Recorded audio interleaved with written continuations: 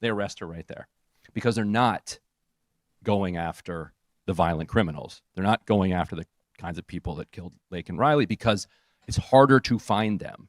It's much easier to find the people who are showing up to their hearings, showing up to get fingerprinted. And Hey, what is going on, everybody, and welcome back to the channel. Tonight we have got an absolutely spicy matchup for you. Scott Jennings, the CNN conservative commentator you have all seen mopping the floor on cable news panels, sits down face-to-face with Ryan Grimm from Dropsite News for a real, no teleprompter, no cable news clock debate about immigration, citizenship, and what actually makes someone an American. And let me tell you, Ryan does not hold back. He pulls receipts, real stories, real numbers, and a few moments here that genuinely caught Scott off guard.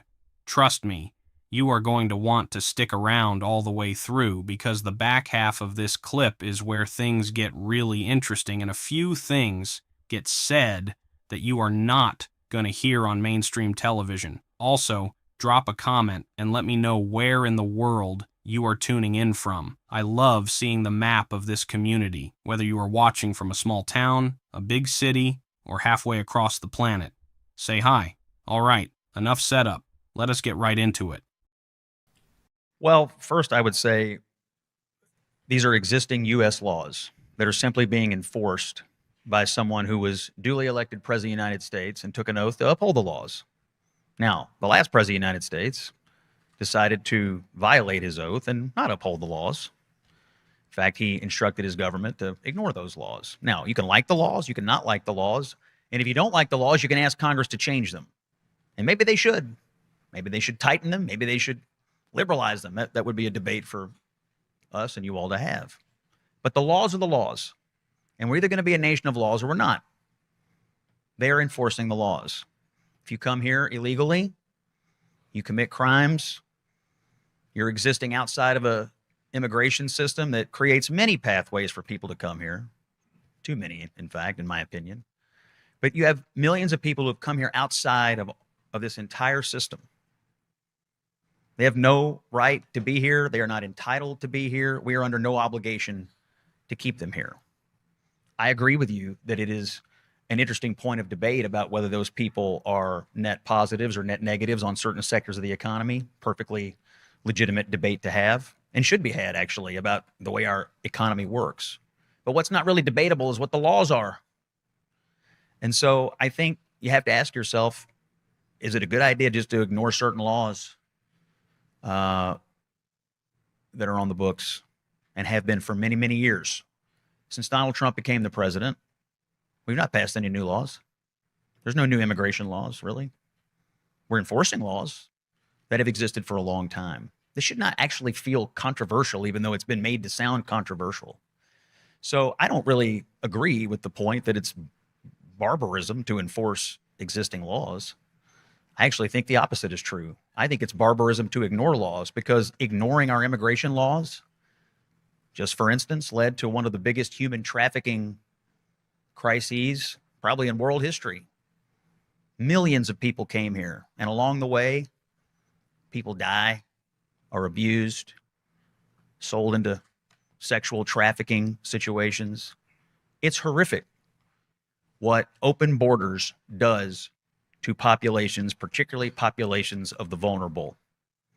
This is often ignored by people who think it's terrible that we might enforce the laws or close the border.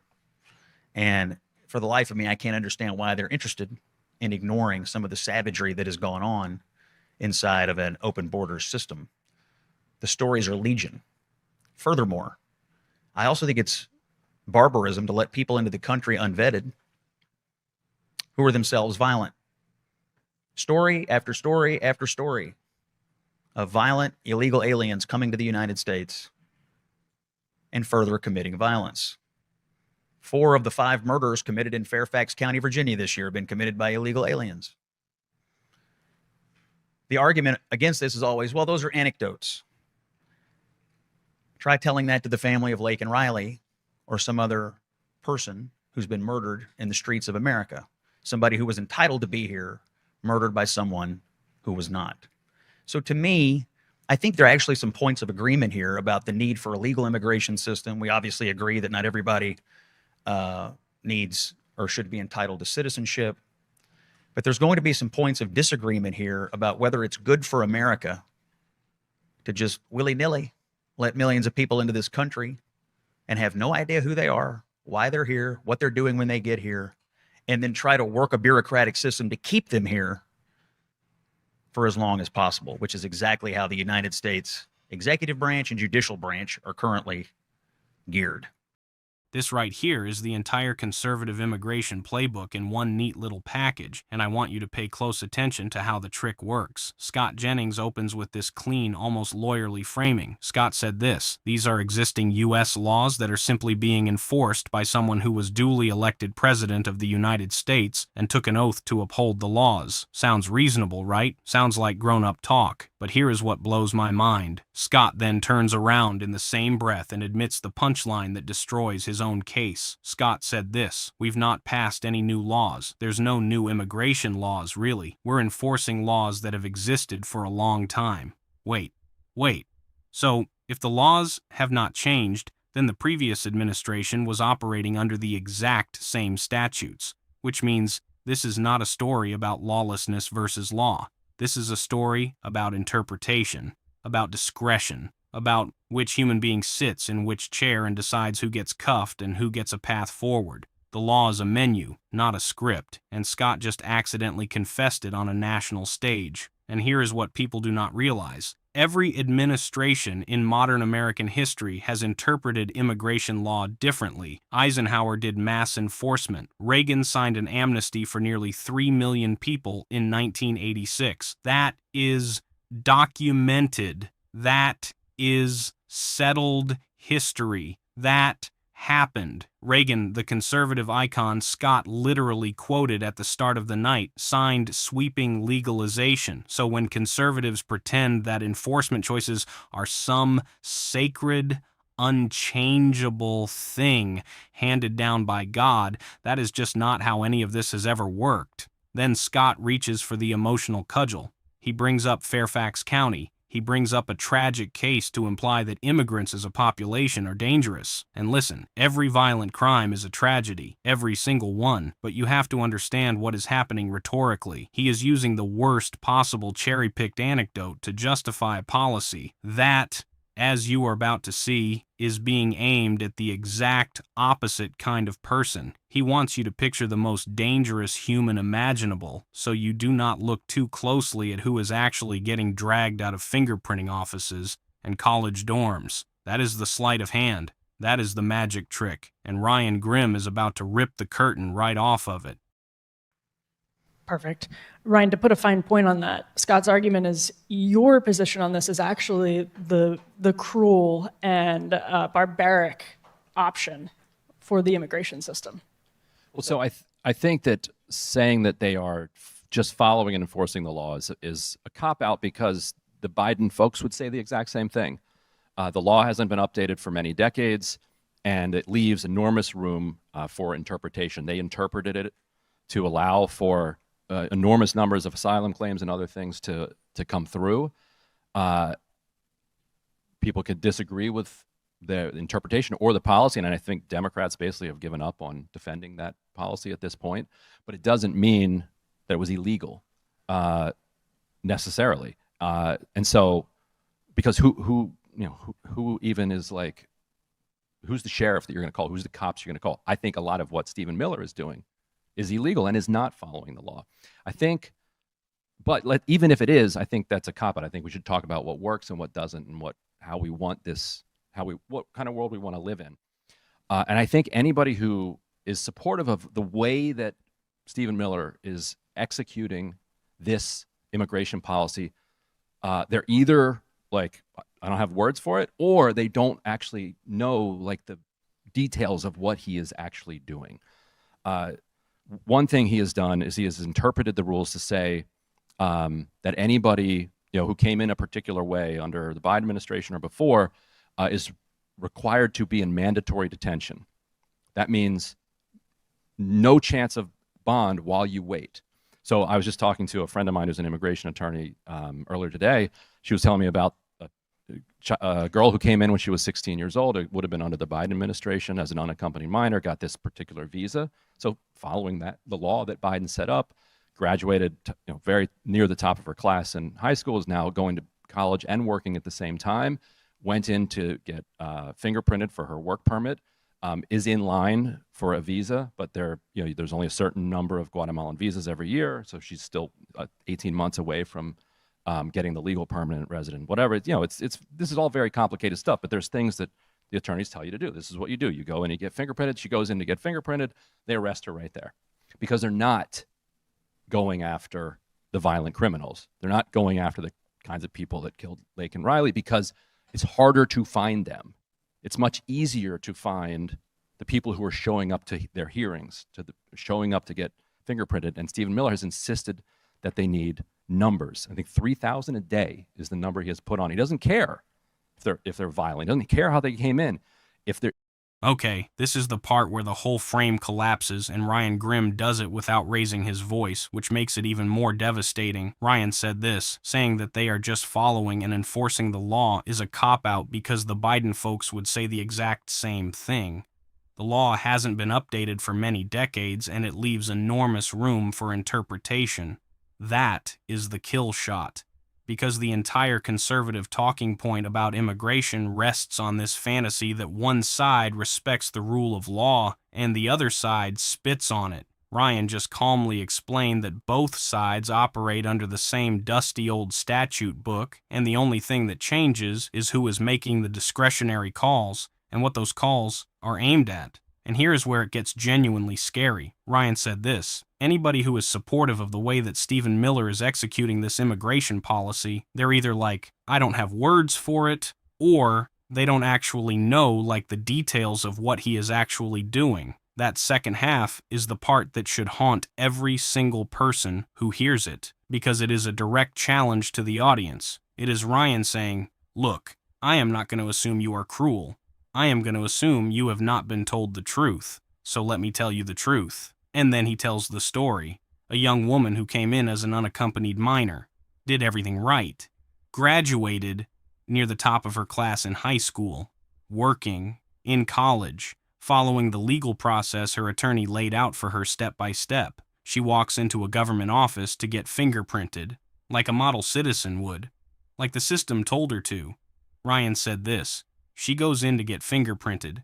They arrest her right there because they're not going after the violent criminals. They're not going after the kinds of people that killed Laken Riley because it's harder to find them. This is the part that should make every single person watching pause.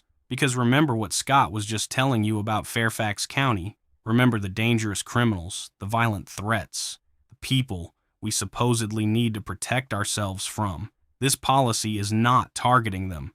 The actual dangerous people are harder to find. They do not show up to government appointments. They do not graduate near the top of their class. So the system picks the path of least resistance. It hits the compliant. It hits the documented. It hits the kid who did everything you told her to do. That is what is happening. And Scott does not get to keep hiding behind Reagan quotes while that is the reality on the ground. If there's a plausible case to put them in handcuffs and put them in a private detention facility where we will pay upwards of $70,000 or more to cage them, we will then pay to have their American citizen children put in foster care. We then suffer all of the other knock-on effects of the fact that they've now been yanked out of a society just to keep a 20-year-old in a cage. She was then shipped down to Louisiana so that her lawyer would can't defend her anymore because the lawyer's not barred there. Meanwhile, we are, there's a lot. How much more time do I have? You've got about a minute. Okay. Meanwhile, a lot of countries are refusing to cooperate with us because just in the same way that a lot of cities are refusing to cooperate with this immigration policy. So what we've started to do is say, well, we're going to send you to a third country. So we have cut a deal with the DRC, Democratic Republic of Congo, that they will take our migrants. We will pay them some ungodly amount of American taxpayer dollars to take these migrants into the DRC. In exchange, we get mineral rights. That's, talk about human trafficking. That is human trafficking as American policy, like selling bodies back to Africa, but not selling because you're giving them money, but then selling for the mineral rights. Like that's absolutely insane. And when it comes to ICE, a bunch of these guys, they got this $50,000. What I think, everybody's struggling in this country, so they get this $50,000 bonus. A lot of them didn't realize they signed like a 3-4 year commitment to this, and they get tiered benefits and tiered income. If they don't make their 3 or 4 year commitment, they have to pay this back, to actually pay double since they had to pay taxes on it. And if they don't hit particular quotas, they don't get different tiered benefits. That's just bounty hunter stuff. Like, that's gross. And just so my point is, we have fought too hard to produce what Scott calls the greatest country in the world to allow this kind of barbarism.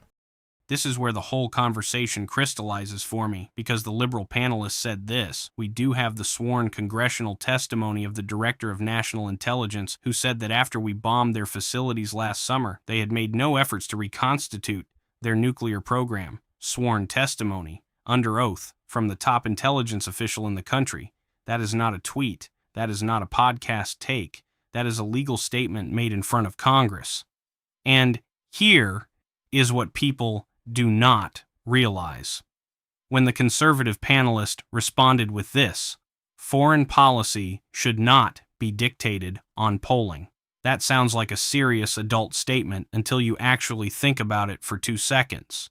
Foreign policy should not be dictated by polling, sure, but foreign policy should be answerable to the American people whose tax dollars fund every single missile, every single deployment, every single base. The American people are not asking to vote on troop movements. They are asking for honesty. They are asking for evidence. They are asking why their gas tank costs more this month and why their kids might be next. And then came the line that I have not been able to stop thinking about. The liberal panelists said this: Trump has already come out and said he wants the oil. That one sentence demolishes every noble framing of this entire conflict. Because if this were truly about preventing nuclear catastrophe, you would not be talking about the resources underneath the country you are bombing. You only talk about the oil when the oil is part of the calculation. And here is something worth remembering. In 1953, the United States and Britain helped overthrow the democratically elected leader of Iran specifically because of oil. That is not conspiracy. That is documented, declassified history. The CIA officially acknowledged its role decades later. Every single tension between the U.S. and Iran today traces back to that decision. 70 years of consequences from one resource grab. And here we are again, with leadership openly talking about wanting the oil. History does not repeat. It rhymes. And right now, it is rhyming loudly. So what do you guys think of this? Leave your thoughts down in the comments. Please like and subscribe, and I will see you in the next video.